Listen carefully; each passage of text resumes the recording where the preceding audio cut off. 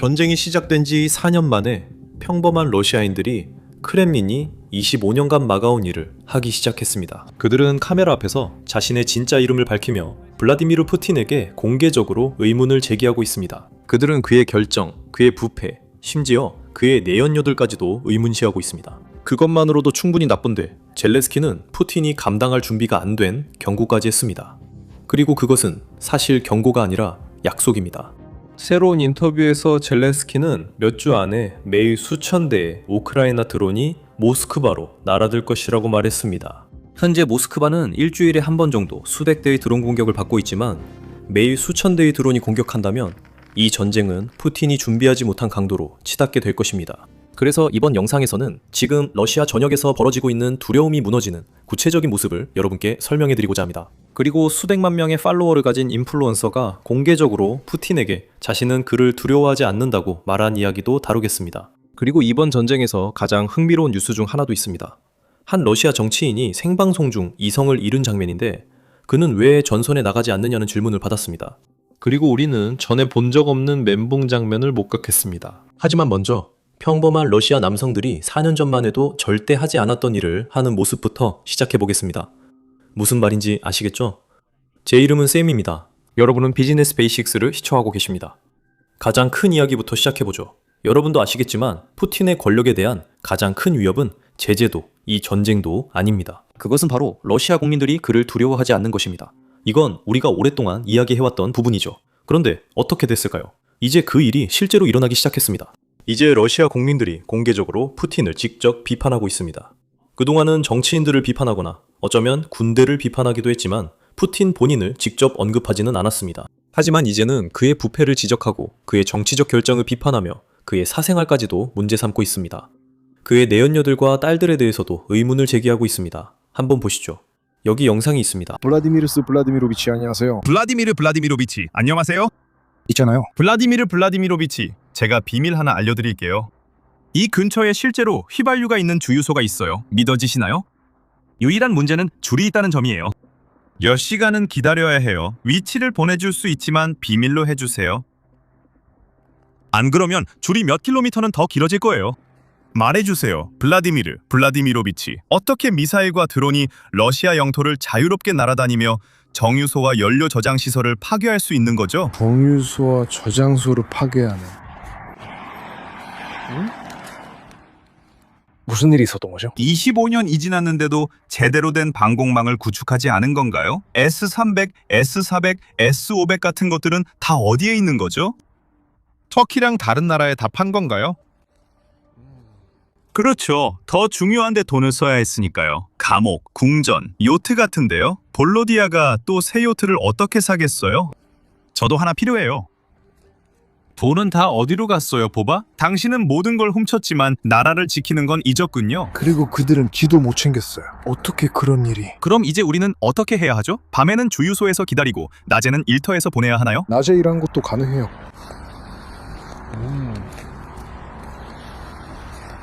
그런데 카바에바는 어디 갔어요, 보바? 요트 타러 나간 거예요? 군함 두 척이 호위하고 있는 거예요? 군함이니까요. 지금은 전시 상황이에요. 그리고 지금은 전시라고 하잖아요. 정신 나간 거 아니에요? 러시아는 지켜야 할 나라잖아요. 그게 당신 일인데 전혀 신경 안 쓰시네요. 뭐 너도 신경 안 쓰는 것 같네. 아니면 못하는 걸 수도 있지. 카바에바가 떠나는 거야?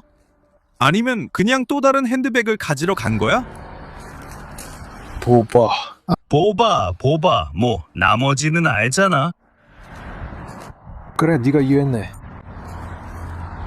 이제 그 영상에서 언급된 여성은 알리나 하비보바로, 예전에는 러시아 최고의 체조 선수였지만 지금은 푸틴의 정부, 어쩌면 두 번째 아내로 널리 알려져 있습니다. 러시아인들은 오랫동안 이 관계를 조용히 비웃었지만 이제는 공개적으로 그렇게 하고 있습니다. 푸틴은 한편으로 훨씬 더 젊은 전직 운동선수와 함께 호화롭게 살고 있지만 평범한 러시아인들은 이제 휘발유로 굴러간다는 나라에서 주유소에 줄을 서고 있습니다. 사람들은 예전에 러시아를 세계의 주유소라고 불렀습니다.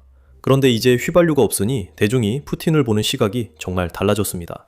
그런데 푸틴을 비판하는 사람이 한 명만 있는 게 아닙니다. 전반적으로 이런 일이 벌어지고 있습니다.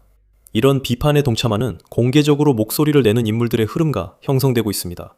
최근 수백만 팔로워를 지닌 한 여성이 있는데 그녀가 원래 패션 블로거나 인플루언서였던 만큼 그녀의 청중층은 아마 푸틴이 별로 신경 쓰지 않았을 부류였습니다.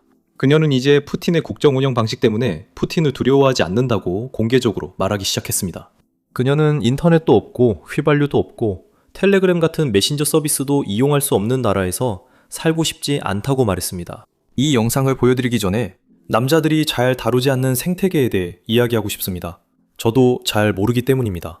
여기 미국에서도 여성 인플루언서들만의 거대한 온라인 영역이 있습니다. 저도 그들이 유명하다는 건 알았지만 실제로 얼마나 대단한지는 몰랐어요. 그런데 말이죠. 푸틴도 아마 저와 비슷하게 이 온라인 영역이 얼마나 큰지 제대로 알지 못했을 거예요. 그런데 이 영상이 공개되자마자 3천만 뷰를 기록했죠. 이 대화가 너무 커져서 크렘린궁이 직접 대응해야 했어요. 그래서 우리가 이걸 다루는 이유는 그녀가 무슨 말을 했는지 뿐만 아니라 이 영상이 공개된 후 사람들의 반응도 중요하기 때문입니다. 그리고 이것은 러시아 전역에 얼마나 많은 불만이 실제로 존재하는지를 잘 보여줍니다. 한번 들어보시죠. 우리가 어디로 가고 있는 거죠? 그들은 우리를 어떤 황야로 이끄는 건가요? 그들은 인스타그램, 텔레그램, 유튜브를 모두 차단했어요. 모든 걸 빼앗겼어요. 어디서나 인터넷이 완전히 끊겼어요. 알겠어요. 이제 소 몇 마리 더 데려가서 그냥 물이랑 전기 끊고 거기 앉아서 죽으라는 거죠?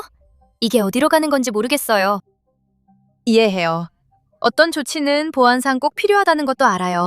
하지만 이건 이미 선을 넘었어요. 제 생각엔 이건 과도하고 지나친 것 같아요. 우리는 다시 일어서야 해요. 우리 사회 전체가 일어나서 이 문제에 대해 이야기해야 해요. 이게 뭐죠? 이건 용납할 수 없어요. 이게 대체 무슨 개소리예요? 도무지 말이 안 돼요. 우리는 침묵하지 않을 거예요. 우리는 침묵하지 않을 거야. 그녀의 이름은 빅토리아 보냐입니다. 러시아 출신 전 TV 진행자이자 국제 패션 인플루언서로 현재 러시아에 거주하지 않으며 예전엔 자주 방문했던 듯합니다. 그녀는 모나코에 살지만 팔로워는 모두 러시아인이에요. 그녀의 페이지에 들어가 보면 전부 러시아어로 되어 있어서 그녀를 팔로워하는 대부분의 사람들이 러시아인이라고 쉽게 추측할 수 있어요. 이 영상은 그녀가 올린 18분짜리 영상인데 3천만 뷰를 내리쳐 기록했어요. 그리고 그녀는 푸틴과 관련된 여러 가지 문제들에 대해 이야기합니다. 하지만 제가 읽고 싶은 부분이 있는데 아마도 가장 임팩트 있는 문장일 거예요. 이게 바로 러시아에서 모두가 이야기하는 그 문장이에요. 그녀는 이렇게 말합니다. 사람들이 당신을 두려워해요, 푸틴. 블로거들도 두려워하고 예술가들도 두려워하고 주지사들도 두려워해요. 하지만 국민은 대통령을 두려워해선 안 됩니다. 저는 두렵지 않습니다. 그녀의 영상은 혁명을 촉구하지만 이에 대한 반응이 더 많은 것을 말해줍니다. 먼저 러시아 내 공산당 지도자가 푸틴이 이 영상을 진지하게 받아들이지 않으면 러시아 혁명 2.0, 또 다른 볼셰비키 혁명이 일어날 수 있다고 말했습니다. 공산당 지도자가 왜 그렇게 말하는지는 이해하지만 그가 인스타그램 패션 인플루언서에게 직접 답한 것만으로도 뭔가를 시사합니다. 그리고 답변한 사람이 공산당 인사만이 아니었습니다. 크렘린 대변인 페스코프도 그녀의 우려가 정당하다고 말했고 직접 조사해보겠다고 했습니다. 그리고 크렘린이 가장 좋아하는 선정가 솔로보이도 그녀를 한물 갔다고 비난했습니다. 직접 내용을 읽어보실 수 있습니다. 또 다른 진행자는 크렘린의 사업 폐쇄, 주택담보대출 이자 부담, 자녀 고등교육 기회 상실 등으로 여성들 사이에 반란이 일어날 수 있다고 경고했습니다. 이것은 러시아 역사상 가장 큰 당국과의 결별이 될 것입니다. 대부분의 러시아인들은 정치에 무관심하고 정부를 경계합니다. 그들은 단지 개인적인 불이익을 피하기 위해 전쟁을 지지한다고 선언했습니다. 하지만 이제 여론조사에 따르면 대부분이 이 전쟁이 가능한 한 빨리 끝나게 원하고 있습니다. 크렘린은 예전에는 러시아인들의 침묵을 증거로 사용했지만 이제 러시아인들은 공개적으로 전쟁에 반대하는 목소리를 내고 있습니다. 그래서 크렘린은 더 이상 봐라, 아무도 전쟁에 대해 불평하지 않는다. 그건 그들이 전쟁을 지지한다는 뜻이다 라고 주장할 수 없습니다. 그게 2022년, 2023년에 그들이 하던 방식입니다. 또 하나 중요한 점은 러시아의 여론조사 수치입니다. 물론 우리는 여론조사를 정말로 신뢰할 수 없습니다. 왜냐하면 그것들은 항상 조작되기 때문입니다. 하지만 전쟁이 시작된 처음 2년 동안에는 여론조사에서 항상 전쟁에 대한 지지와 푸틴에 대한 지지가 매우 높게 나왔습니다. 하지만 2026년 최근 몇 달 동안 여론조사 결과가 조작됐음에도 수치가 하락하고 있습니다. 그래서 우리가 구체적인 수치를 신뢰할 수는 없지만 여론조사, 즉 조작된 여론조사 결과가 하락하고 있다는 그 방향성은 러시아인들이 실제로 어떻게 느끼고 있는지, 그리고 크렘린이 이 모든 상황에 어떻게 반응하고 있는지에 대해 우리에게 무언가를 말해준다고 생각합니다. 즉, 저는 크렘린이 여론조사 수치를 어떻게든 통제하고 있다고 확신합니다. 그래서 크렘린 자체가 지지율이 하락했다는 수치를 내놓고 있다면 그것은 푸틴이 지지율이 떨어졌다는 것을 알고 있다는 의미입니다. 여기서 모두가 불평하는 이유에 대해 말하고 싶습니다. 제 생각엔 이것이 인간의 본성인 것 같습니다. 이건 러시아인들만의 문제가 아니라 일이 멀리서 일어나고 영향이 없으면 사람들이 신경 쓰지 않는다는 점입니다. 지금 불평하고 있는 러시아인들처럼 우리가 이 영상에서 본 두 개의 영상과 지금까지 봐온 다른 영상들, 다른 클립들에서처럼 말이죠. 사람들은 항상 가스 부족이라든지 인터넷이 안 된다든지 텔레그램이 안 된다든지 인스타그램이 안 된다든지 하는 것들에 대해 불평합니다. 그들은 사소한 것들에 대해 불평하면서도 전선에서 고통받거나 죽어가고 있는 수백만 명의 러시아인들을 외면하고 있습니다. 러시아인들은 그런 것엔 신경 쓰지 않지만 푸틴이 시작한 전쟁의 여파엔 신경 씁니다. 이것이 인간의 본성일 수 있습니다. 사람들은 항상 자기 이익을 우선시하니까요. 하지만 우리가 불만을 듣는 유일한 이유가 전쟁이 이제 집으로 왔기 때문이라는 점은 많은 것을 시사합니다. 러시아의 연료 부족은 드론이 정유소와 석유 저장고를 공격한 결과입니다. 인터넷 중단도 드론과 간접적으로 연관되어 있습니다. 보시다시피 러시아에서는 신호방해가 통하지 않습니다. 일종의 지오펜싱이 되어 있기 때문이죠. 그래서 우크라이나인들이 합법적으로 스타링크 단말기를 가지고 있다고 해도 그걸 사용할 수 있습니다. 러시아 상공에서는 위성 연결이 안 돼 단말기 사용이 불가합니다. 그래서 우크라이나인들이 이 문제를 해결하는 방법은 자율 드론을 사용하거나 러시아 심카드 혹은 러시아의 통신 신호를 이용하는 것입니다. 그래서 푸틴이 인터넷을 차단한 거죠. 제가 푸틴이 인터넷을 차단했다고 할 때 실제로는 셀룰러 인터넷, 즉 심카드 사용하는 사람들의 인터넷이 차단된 것입니다. 그래서 드론이 인터넷을 못 쓰길 바라지만 우크라이나 드론 공격은 여전히 줄지 않는 것 같습니다. 실제로 젤렌스키가 방금 약속한 것처럼 푸틴이 평화에 동의하지 않으면 모스크바로 1000대의 드론을 보내겠다고 했습니다. 이제 그 약속에 대해 곧 말씀드리겠습니다.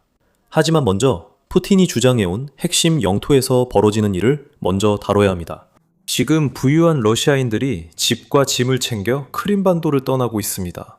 농담이 아니니 이 보도를 보시죠. 이 보도는 약 2주 전 시작된 특정 패턴을 추적합니다. 크림반도의 부유한 러시아인들은 이제 텔레그램 채널을 통해 이사 서비스, 이사 지원, 그리고 귀중품 운송을 공개적으로 요청하고 있습니다. 크림반도를 빠져나가는 사설 헬기나 보트 운송 서비스 광고도 나오고 있습니다. 러시아인들이 크림반도를 떠나고 싶어하는 이유도 어느 정도 이해됩니다. 지난 5년간 우크라이나의 행보를 보세요. 여러 차례 영상을 만들었지만 이것이 우크라이나가 해온 일의 부작용이나 전체적 효과입니다. 크림반도엔 연료와 전기가 없고 은행은 닫았으며 가게 진열대도 비어갑니다. 우크라이나는 러시아 정령군이 자발적으로 떠나도록 하기 위해 육상과 해상에서 물류 봉쇄를 가하고 반도의 모든 에너지 인프라를 파괴하고 있습니다. 이제 제게 가장 흥미로운 부분은 이 작전, 즉 물류 봉쇄인데 우크라이나인들은 이것을 그렇게 부르고 있습니다. 이 작전이 대략 3, 4주, 어쩌면 5주 전에 시작됐다는 점입니다. 맞죠? 5주 만에 러시아인들이 실제로 그 섬을 떠나고 있습니다. 이는 모든 일 시작 전부터 블라디미르 푸틴이 그 섬을 얼마나 장악했는지 보여줍니다. 실제로 탈출이 심각해져 크림반도 은행들은 출금을 중단했습니다. 은행 직원들은 고객들에게 지금은 돈을 찾을 수 없으니 나중에 오라고 안내하고 있습니다. 영상을 보시죠. 신사숙녀 여러분 주목해 주십시오. 현재 예금 출금이 불가하며 오늘은 현금이 들어오지 않았습니다. 잠깐, 출금이 전혀 안 된다는 건가요? 네, 현금이 올 때까지 그렇습니다. 본토에서 오는 벤이 아직 도착하지 않았고 아직 크림반도에 들어오지도 못하고 있습니다. 이런 이유로 일부 러시아인들, 크림반도에 사는 러시아인들 중 일부는 이제 공개적으로 아니, 우리가 왜 크림반도가 필요한 거지? 너무 골치 아프잖아 라고 의문을 제기하고 있습니다. 우리는 이곳 방어에 많은 돈을 쓰지만 성공하지 못하고 있습니다. 그럼 왜 이 영토를 계속 지키는 걸까요? 왜 우리나라에 집중하지 못할까요? 러시아인들이 이렇게 묻고 있습니다. 한번 보시죠.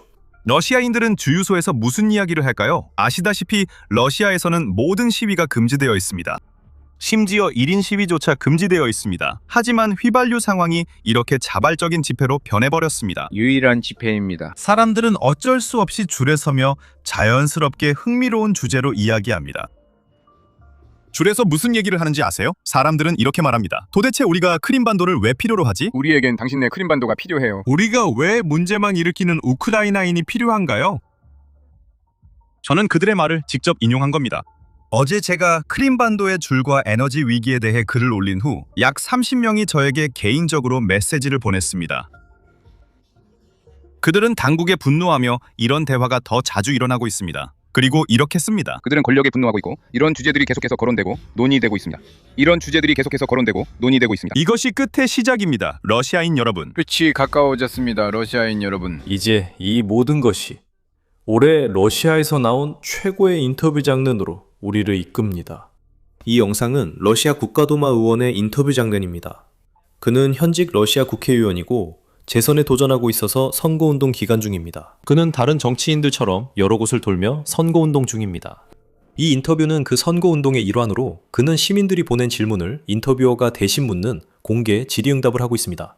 시민들이 이 질문들을 제출했고 인터뷰어가 정치인 앞에서 이 질문들을 읽고 있습니다. 그리고 그는 아마 예상하지 못했던 질문을 만나게 됩니다.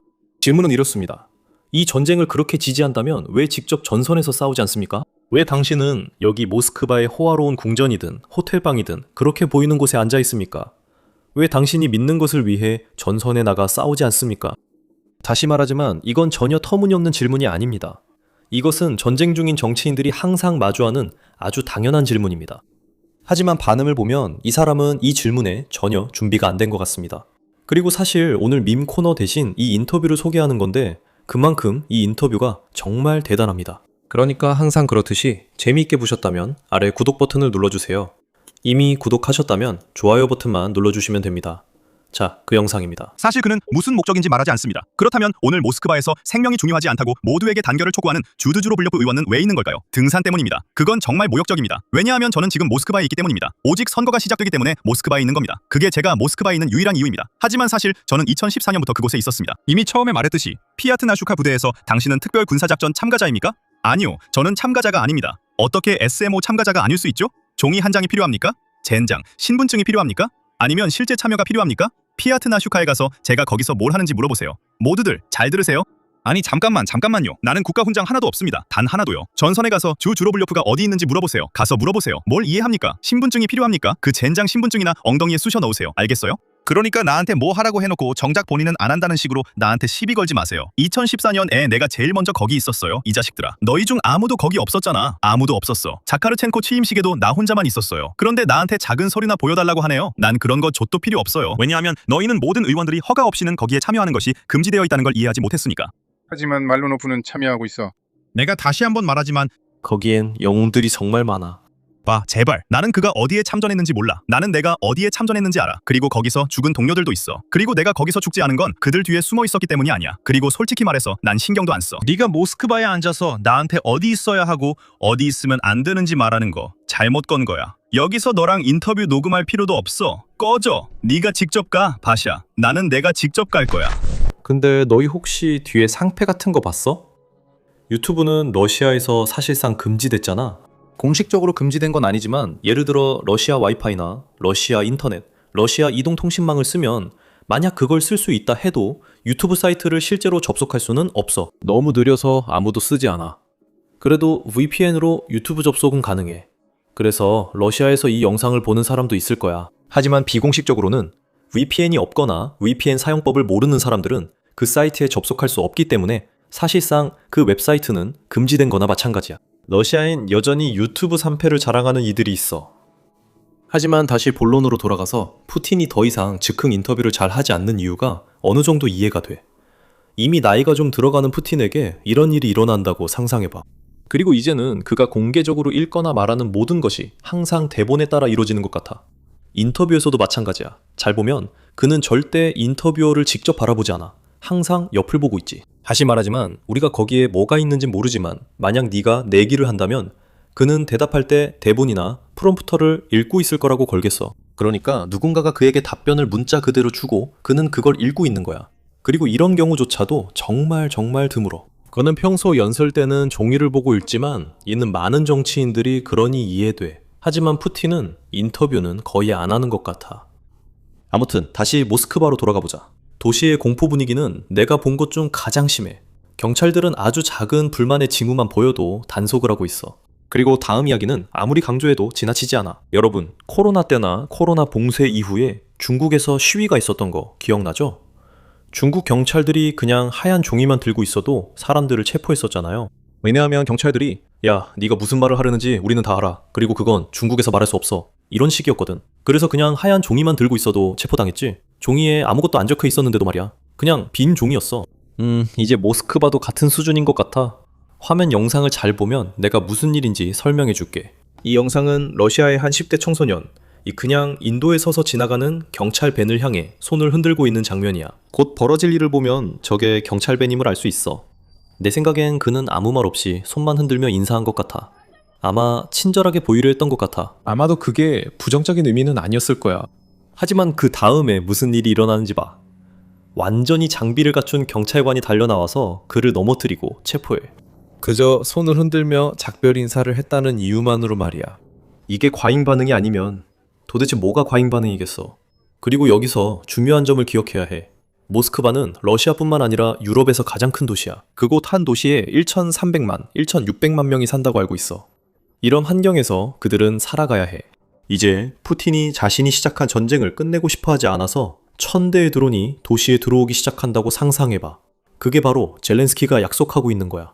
이 성명을 한번 봐. 이틀 전 젤렌스키가 파이낸셜 타임즈와 인터뷰를 했고 그중 가장 충격적인 발언이 이거였어. 우리의 장거리 타격이 모스크바와 상트페테르부르크에 닿지 못하자 푸틴은 전쟁이 크렘린과 멀다고 생각해 신경 쓰지 않았다. 모스크바에서 무슨 일이 일어나는지 푸틴이 직접 경험하면 쿠르스크, 벨고로드, 브리안스크 지역 상황도 이해하게 될 거야. 그는 점점 현실을 파악할 거야. 100대가 아닌 1000대의 드론이 모스크바에 도달하면 푸틴은 이를 직접 느끼고 보고 우랄 산맥 너머로 이동하라는 조언을 듣게 될 거야. 기본적으로 더 동쪽으로 가서 우크라이나 드론을 피하라는 거군요. 그 순간이 전쟁 종식으로 가는 새로운 장을 여는 계기가 될 거예요. 푸틴이 모스크바에서 멀어질수록 전쟁의 끝과 평화는 더 가까워집니다. 그는 자기 목숨이 두려운 거예요. 그리고 엘리트들도 있죠. 러시아 엘리트들은 어디에 살고 있나요? 모스크바와 상트페테르부르크 두 도시에 살고 있습니다. 그곳에 도달할 것입니다. 바로 그곳에서 우리를 죽이기로 했기 때문입니다. 그래서 중심 타격이 큰 영향을 미쳤고 앞으로도 계속 큰 영향을 미칠 것입니다. 우리는 계속해서 이 일을 해야 합니다. 이것은 끊임없고 어렵고 매일 해야 하는 일입니다. 우리 모두 집중하고 에너지를 유지해야 합니다. 영웅들은 최전선에 있습니다. 그리고 우리 모두 국가가 계속 포탄을 전달해야 합니다. 그렇게 하면 우크라이나에 정의롭고 강한 평화가 올 것입니다. 그것이 우리에게 승리라는 뜻입니다. 이제 이 전쟁이 변했다고 말하는 건 우크라이나만이 아닙니다. 크렘린도 이를 인정하기 시작했습니다. 푸틴이 전쟁을 시작할 때 특별 군사작전이라 불렀던 것 기억하시나요? 그는 정말로 사흘 만에 러시아 군인들이 키이우에서 행진하고 키이우에서 축하할 것이라고 믿었습니다. 이제 그들은 그 용어를 버리는 것 같습니다. 더 이상 특별 군사작전이라고 부르지 않을 것입니다. 크렘린 대변인이 이제 이를 전쟁이라고 공개적으로 밝혔습니다. 드미트리 페스코프의 발언을 들어보시죠. 전쟁이 벌어지고 있습니다. 진짜 전쟁입니다. 왜 전쟁이냐 하면 모든 것은 특별 군사작전으로 시작됐지만 키이우가 베를린, 파리, 헤이그, 오슬로 그리고 안타깝게도 워싱턴의 지원을 받으면서 이제는 전쟁으로 이어지고 있습니다. 이제 흥미로운 점은 이렇습니다. 현재 러시아에서는 전쟁이라는 단어를 사용하는 것이 실제로 범죄 행위입니다. 이 단어를 사용해서 기자들이 체포됐고 민간인들도 체포됐습니다. 하지만 이제 크렘린 자체가 사용하는 언어를 바꾸고 있습니다. 이것이 크렘린이 실제로 패배를 인정하는 것은 아닐 수도 있습니다. 더 우려스러운 점은 이것이 대규모 확전을 위한 법적 기반이 될 수도 있다는 것입니다. 아마도 푸틴은 또 한 번의 동원령을 내리고 싶어 하거나 비상사태를 선포하고 싶어 하거나 아니면 러시아인들이 현재 누리고 있는 기본적인 자유를 그냥 억압하고 싶어 할 수도 있습니다. 예를 들어 러시아인들이 인터넷에 접속해서 푸틴을 비판하는 영상을 올릴 수 있잖아요.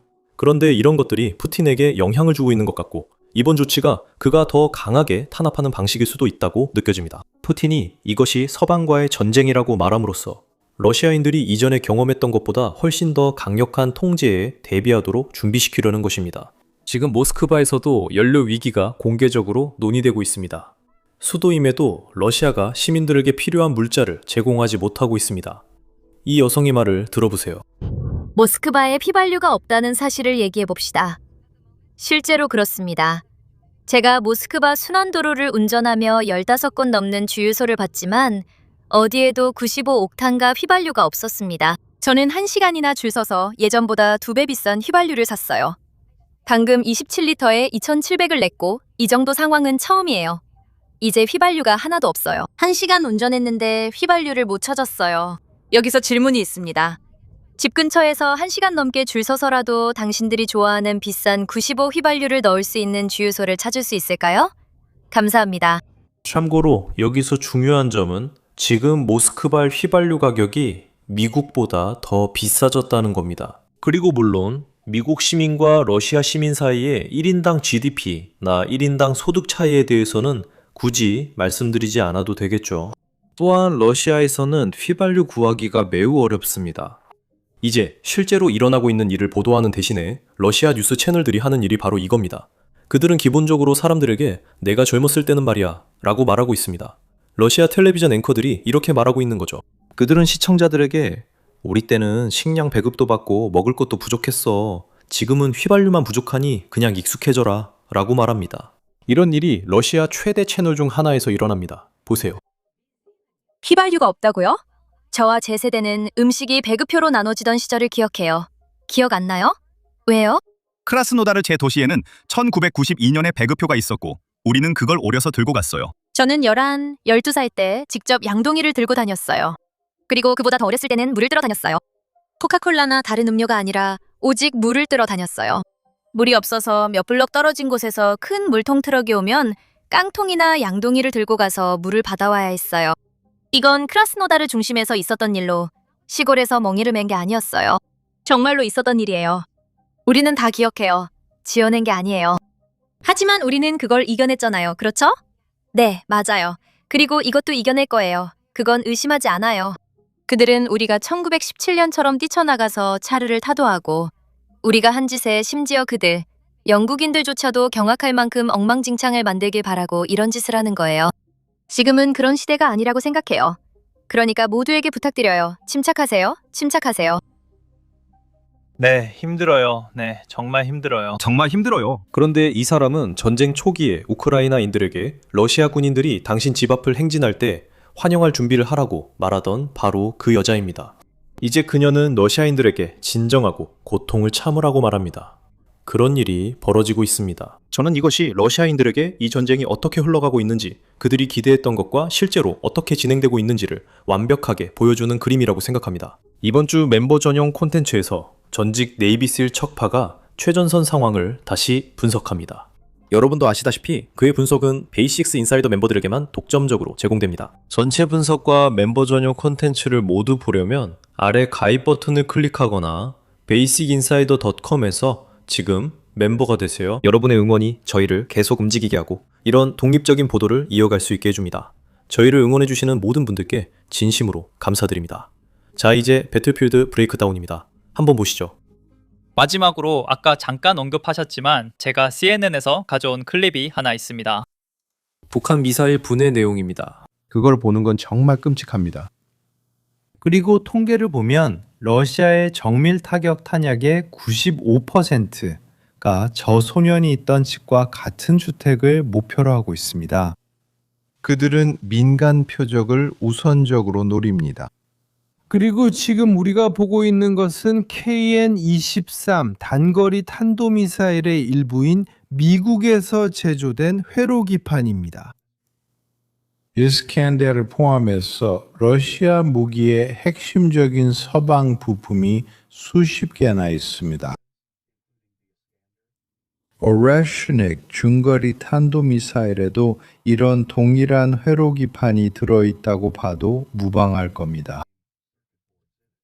러시아 T-90 전차의 야간 투시 열 화상 및 조준 광학 장비가 모두 프랑스에서 제조됐다는 사실은 매우 불편한 진실입니다.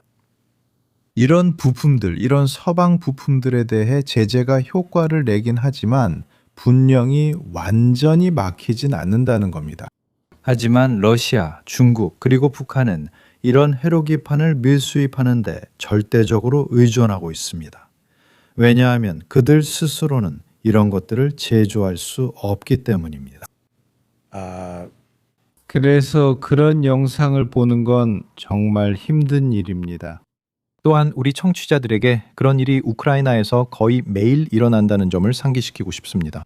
그리고 이것은 부수적인 피해가 아닙니다. 이건 우연히 일어난 일이 아닙니다. 이웃들은 목표를 정해 공격한 거죠. 맞죠? 키우 아파트에 살고 있다면 당신도 표적입니다. 그 작은 소년이 살던 주택 단지가 있다면 당신도 표적입니다. 그리고 이들이 의도하는 것은 공포를 퍼뜨리는 것입니다. 그리고 러시아인들이 군사 인프라가 아니라 민간 인프라를 표적으로 삼으면서 자원을 투입하는 것이 어떤 이점이 있다고 생각하나요? 그들은 그렇게 하면 어떤 이점이 있다고 생각하나요? 예를 들어 전쟁에서 더 빨리 이길 수 있다고 믿나요? 왜 그렇게 행동하나요? 알다시피 그건 단순한 잔혹함이에요. 역사가 우리에게 보여줬듯이 그런 방식은 효과가 없었어요. 영국인들도 블리츠 때 폭격을 당했지만 항복하지 않았잖아요. 미국도 하노이를 폭격해서 항복시키지 못했어요. 어떤 나라도 폭격으로 항복한 적이 없어요. 사실 연합군도 나치 독일을 폭격해서 항복시킨 게 아니었죠. 1945년에 독일은 전쟁 기간 전체를 통틀어 이전에 만들었던 것보다 더 많은 비행기를 만들었습니다. 그러니까 이건 그냥 러시아의 잔혹함일 뿐입니다. 역사는 우리에게 이런 공포가 사람들을 겁주기보다는 오히려 그들을 결집시킨다는 것을 보여줍니다. 이것은 그들을 하나로 뭉치게 만드는데 이는 기본적인 심리 현상입니다. 한 집단에 스트레스를 주면 결국 그들은 하나로 뭉치게 됩니다. 하지만 이것은 러시아가 어느 정도 좌절감에서 비롯된 행동입니다. 솔직히 말해서 그들은 우크라이나 군사 목표를 찾지 못하고 있습니다. 이 전쟁은 신호, 정보, 전술 정보, 심지어 위성 영상 측면에서 우크라이나가 러시아보다 훨씬 앞서 있다는 것을 보여주었습니다. 왜냐하면 그들만의 고유한 능력 외에도 매일 나토로부터 인류 위성 영상을 제공받기 때문입니다. 우크라이나 관리들은 CNN에 러시아의 탄도미사일 공격이 빠르게 증가하고 있다고 말했습니다. 올해만 해도 지금까지 194건이었습니다. 그리고 그중 약 3분의 1, 최소 60건은 북한의 KN-23 미사일을 사용한 것이었습니다. 하지만 북한군이 러시아에 파병되는 등 지원이 늘어나는 가운데 이 조잡한 미사일들은 은둔 왕국인 북한에 밀반입된 첨단 기술에 의존하고 있습니다. 우크라이나 조사관들이 이 키이우 미사일 파편 창고에서 전시한 것 중 하나입니다. 이곳은 참혹한 곳입니다. 밤하늘을 떠도는 드론들과 삶을 파괴하는 로켓들입니다. 그들은 살인기계의 작동 원리를 찾기 위해 먼지를 뒤지며 조사합니다. 이곳에서는 샤헤드 이란제 드론의 회로를 재구성하고 있습니다. 킨잘 미사일 부품, 샤헤드 이란제 드론, 그리고 러시아의 오를란 정찰 드론 부품까지 모두 우크라이나가 수개월 동안 겪어온 것들입니다. 하지만 중요한 것은 이 북한제 KN-23 미사일들이 미국과 네덜란드에서 온 부품에 의존하고 있다고 그들은 말합니다. 이런 것들을 분해하는 주된 목적이 제재를 뚫고 들어오는 부품 파악인지 군사적 이점이 되는 정보를 얻기 위한 것인지 궁금합니다. 네, 우리는 그들이 샤헤드 드론의 항법 및 비행 시스템을 완전히 재구성한 것을 봤습니다. 그렇게 하는 이유는 시스템의 취약점을 찾기 위해서입니다. 예를 들어 그것을 조립하고 작동 가능하게 만드는 것. 전자전 공격이나 대응책을 찾아서 그 항법을 교란하거나 비행 제어를 방해할 수도 있습니다. 그리고 격추된 샤헤드의 비율도 점점 높아지고 있습니다. 기본적으로 매번 공격 때마다 샤헤드의 70%가 격추됩니다. 때로는 100%가 격추되기도 하지만 그 격추 중 점점 더 많은 수가 전자전으로 인한 격추이기도 합니다. 하지만 정밀무기 공격이 있을 때마다 항상 이런 일이 일어나길 바라게 됩니다. 그들은 비행 제어 시스템 전체를 조립하려고 손에 넣을 수 있는 작은 부품 하나하나까지 다 살펴볼 겁니다. 그래서 다시 한번 작동 방식과 망가뜨리는 방법을 알 수 있습니다. 이 상자에는 미국이나 유럽의 유명한 회사들이 만든 수십 개의 작은 회로 부품들이 들어 있습니다. 이 부품들은 전 세계적으로 제재를 받고 있지만 종종 중국을 통해 북한으로 밀수됩니다. 하지만 이 모든 것을 열어서 미국산 부품을 발견했을 때 기분이 어떠셨나요? 제재가 정말 많은 것 같다는 느낌이 듭니다. 여기에는 미사일 동체의 잔해와 완전한 전자부품이 있는데 전부 외국산입니다. 그 안에는 북한산은 전혀 없습니다. 북한산인 건 금속군인데 그것도 녹슬고 있습니다. 이 칩과 회로가 러시아로 가는 여정에는 북한이나 심지어 중국이 중개 역할을 할 수도 있지만 결국 이들은 미국에서 설계되고 제조된 것입니다. 저희는 주로 미국에서 온 것임을 이해하고 있습니다. 하지만 그 나라는 말레이시아일 수도 있고 대만일 수도 있습니다. 하지만 여기가 본사입니다. 우리는 공동으로 이 미사일로 인한 피해가 심각해지면서 우크라이나 관리들은 서방 기업들이 책임을 져야 한다고 말합니다. 목요일 러시아가 새로운 무기를 발사한 것부터 점점 더 늘어나는 북한산 미사일의 도입까지 이 전쟁의 세계적 영향력은 커지고 있습니다. 네, 아시다시피 이 일에 또 다른 여파도 있습니다. 만약 어떤 회사의 부품이 북한에서 발견된다면 아시다시피 그건 그 회사에 대해 그 회사가 누구에게 판매했는지 조사가 이루어져야 합니다. 그리고 아시다시피 이란인들은 유령 회사를 설립하는데 전문가입니다. 등등. 그리고 솔직히 말해서 탐욕을 근절하는 것은 어렵죠. 그렇지 않습니까? 사람들은 이런 것들을 만들고 팔고 싶어하며 아마도 누가 그것을 받는지에 대해 충분히 신경 쓰지 않을 수도 있습니다. 그리고 이런 회로들 중 일부는 완전히 무해해 보일 수도 있습니다. 솔직히 말해서 그들 중 일부는 정밀 무기, 특히 대륙간 탄도미사일에 사용될 수 있다는 사실을 아무도 몰랐습니다. 하지만 다시 말하지만 제재는 허술하고 우리는 여전히 할 수 있는 모든 것을 다 하고 있지 않습니다. 맞아요. 사실 그건 회사 잘못도 아니잖아요. 예를 들어 제가 파이낸셜 타임즈에서 읽은 보고서에 따르면 계산기들이 카자흐스탄이나 러시아 주변 국가들로 배송되고 있는데 그 계산기들이 다시 러시아로 보내져서 칩을 분해하고 있다고 하더라고요. 처음에 제품을 만든 회사 입장에서는 그걸 막기가 정말 어렵겠죠. 맞아요. 정확히 그렇죠. 그리고 카자흐스탄은 자동차부터 열화상 카메라까지 모든 것의 주요 경로가 되고 있어요.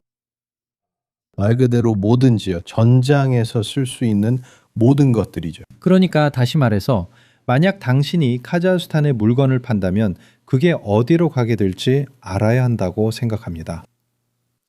네, 맞아요. 그래도 그렇죠. 그게 어려운 점이죠. 정부 관계자들이 어떻게 하는지 모르겠어요. 왜냐하면 계산기가 카자흐스탄으로 가는 걸 정말 막을 수는 없잖아요. 그렇죠? 그건 좀 과하잖아요. 맞아요. 그리고 그게 러시아가 기술을 얼마나 절실히 필요로 하는지도 보여주죠. 만약 과학용 계산기를 분해해서 겨우 트랜지스터 2-3개를 얻으려고 한다면 그만큼 절실하다는 거죠. 그러니까 이게 얼마나 즉흥적으로 만들어졌는지 이 기술이 얼마나 임시방편인지 보여주는 거죠.